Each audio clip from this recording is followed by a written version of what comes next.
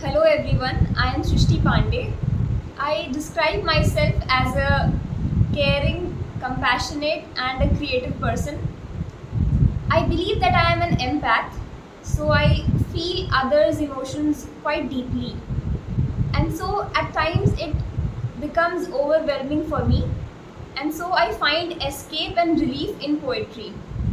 My poetry is generally based on my life experiences, and so here is a poem that I wrote based on my journey so far. So here it goes. My journey so far. How much she asked? Less than them, I said. Both pairs of eyes form a frown, one from fear, another from dismay. The child was not a prodigy, neither was she lame. She was a girl with curls who only thought and barely slept. Good grades and discipline gave her an extraordinary image, an image that was too grand for the earthly realms. She felt too special and became arrogant.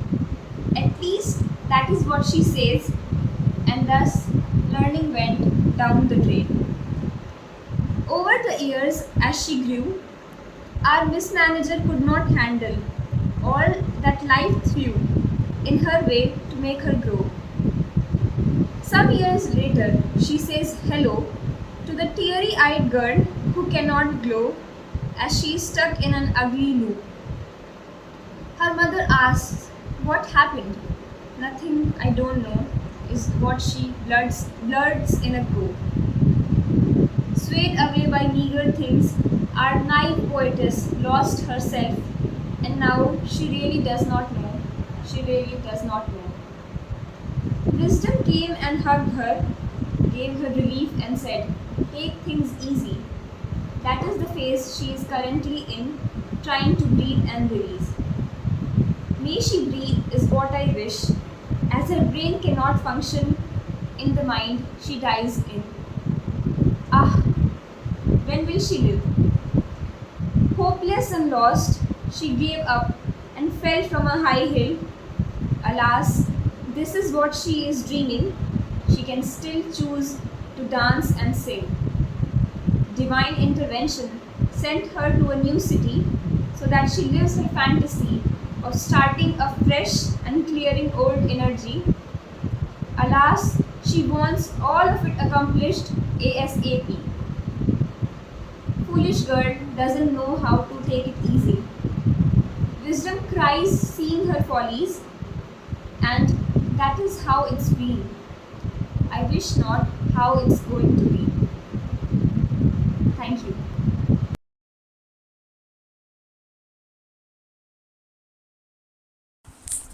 Hello, my name is Miss Maria Roland Lancelot, and I am grateful to the AIFEST for organizing an international poetry competition celebrating womanhood. I am a student of Hislop College, and I am also in this competition an grateful person for being honored with an A grade for the poem I wrote. I belong to the category 3 of this competition, and here's my poem. A search for me, my identity. I have featured a special style of poetry where every letter of the first word of every line in this poem forms a word. So the first paragraph has search, second paragraph has quest, third paragraph has sought, and the fourth paragraph has found. And I'm honored to narrate to you my poem. Here it goes. A search for me, my identity, by Maria Lancelot. Started I with some recognition to seek, engaged in the rat race of morality. All I seen was the vast emptiness of loss, rather than a place of peace and sanctity. Could I see something different at the peak? Has happiness left for a cold, dark corner? Questions in my mind rise. Will I make it? Understanding all I can do is try eases the pain with all the constraint strife. Sand grains under my feet simply pass by, totally silent, they on the land sit. So far, I've learned a lot on my way. Only thing left is to be well known, uniquely for what I've completed. God knows the seed of faith has been sown. Humans coming back from paths that stray to be with God and have profound faith. Finally, I've made it. Has my quest ended? Only I needed a deeper look within. Unabashedly, I stand facing the world, not afraid of the thoughts of my kith and kin. Dear me, I've found my identity. Splendid. I truly appreciate everyone listening. Thank you for your time and undivided attention. Hello everyone, I am Achudha, Academic Coordinator, Aristo Public School, Cuddalore, TamilNadu. I would like to thank AIFEST for celebrating womanhood by conducting a poetry competition. I have written a poem titled The Beautiful Self. I would like to dedicate this poem to my love, to my life, to my Amma. My mom means the world to me, and she is the reason for whom I am today. She makes simple words, but effects in a grandiose way. She guides me, she motivates me, she leads me, and she takes me far away whenever it is needed. The most purest soul in the world that exists only for the well-wishing of other is Mama. So not only to my mom, I'd like to dedicate this poem to the motherhood of the entire world. So motherhood, the most purest, compassionate form of love. Here the poems is: the affection she affirms, the blessing she bestows, the care she creates, the duty she does, the equality she equates, the fantasy she fascinates, the guidance she gives, the happiness she hugs, the innocence she induces, the joy she joys,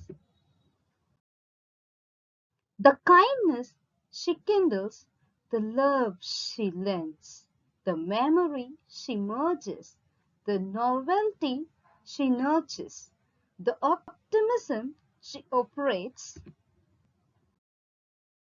the punishment she permits, the quest she quenches, the reprimand she renders, the solution she says, the trust she transfers,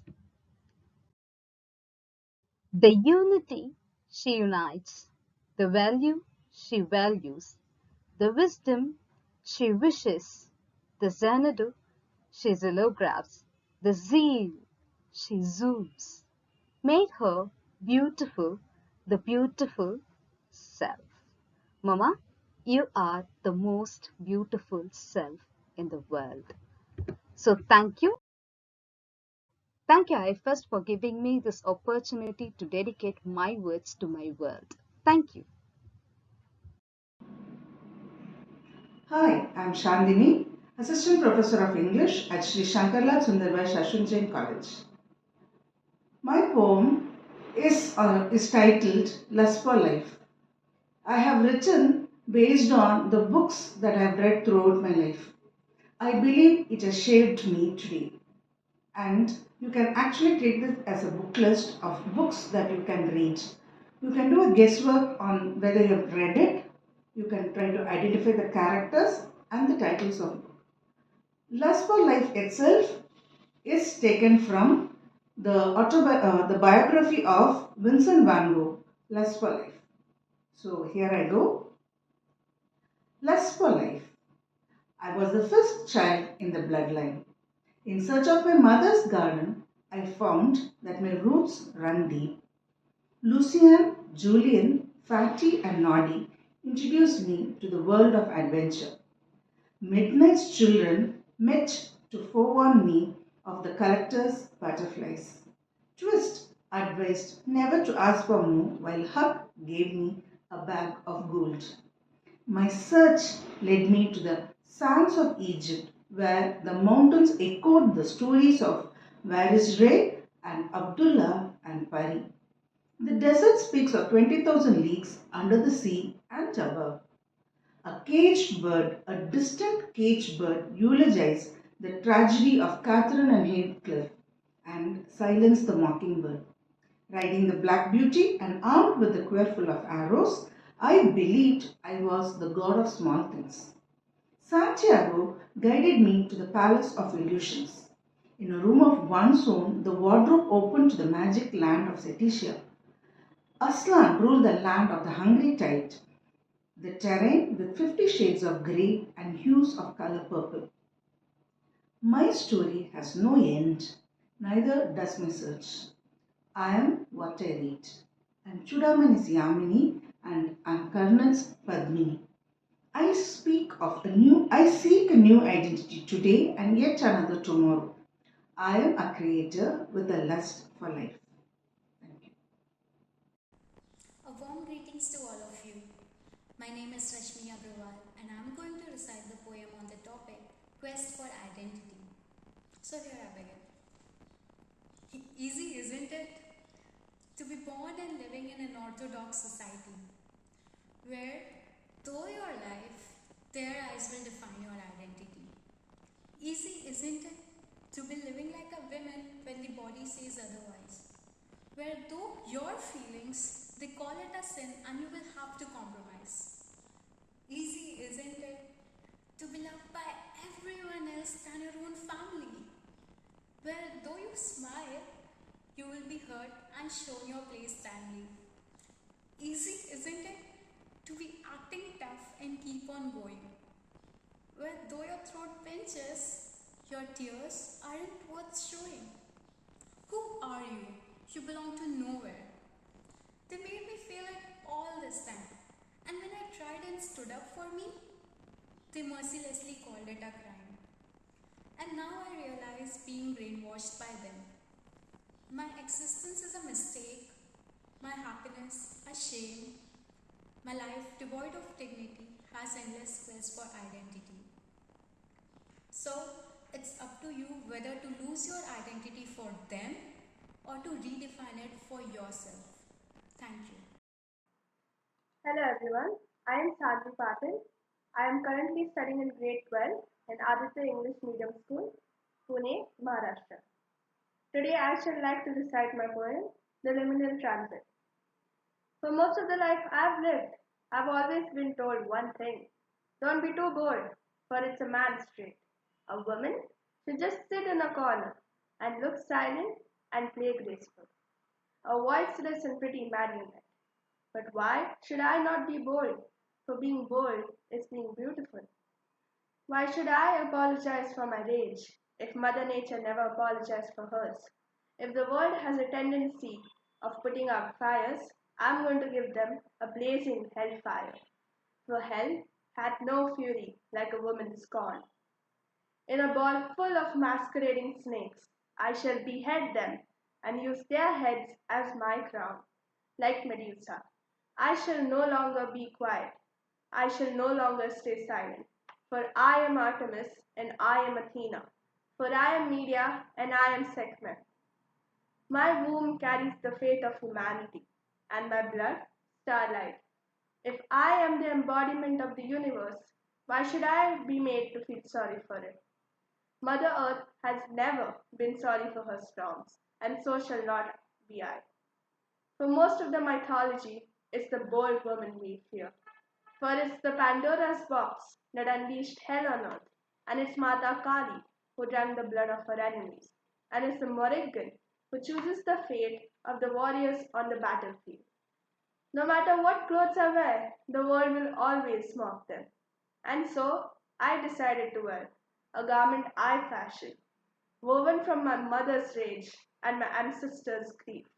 I embroidered it with a thread of my own, a thread I obtained from ruining people's expectations of who I should be. Thank you.